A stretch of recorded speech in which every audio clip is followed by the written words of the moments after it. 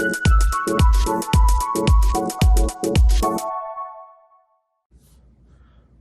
long time ago, I talked to you about the book Switch, and the book Switch was really one of the most influential in terms of helping me help other people make these changes.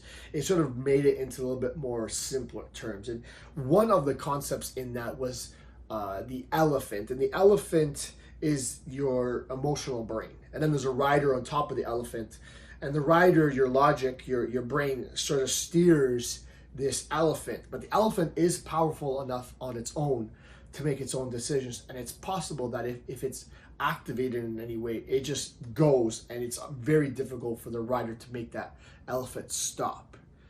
But put those two things aside, right? So you have your elephant, your rider, we're putting it aside.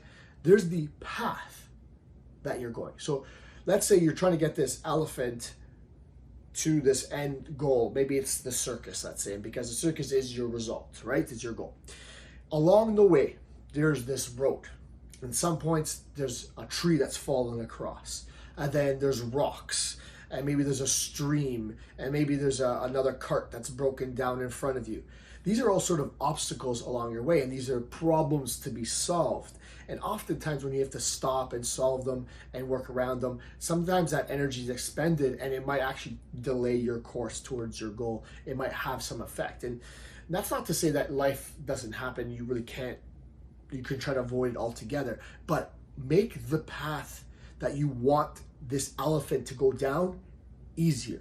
Make it clear, make it flat, make it downhill. That would be even better, right? But there's ways to help make yourself get to your goal easier, and that's by making the path that you want the easier path, the clear path. I'll give you a couple quick examples.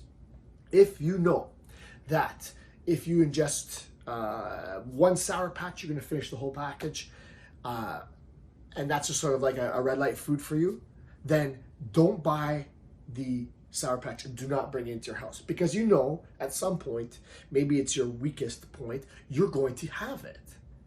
So why would you tempt yourself that way?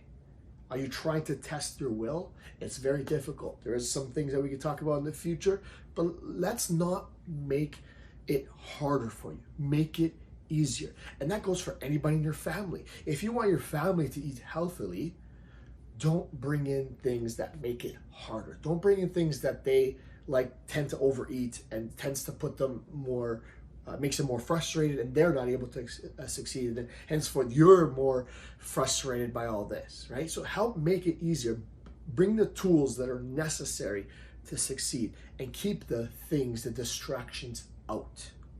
Make the path that you want everybody to take the easier path. Leave the running shoes on near the front door. Put your running shoes on before you eat dinner, because you know you want to go for a walk after. You're making this path easier, because if there's sometimes a step between eating dinner and going out for a walk, sometimes that's where you get lost in the weeds a little bit. That's where sometimes that path is blocked a little bit.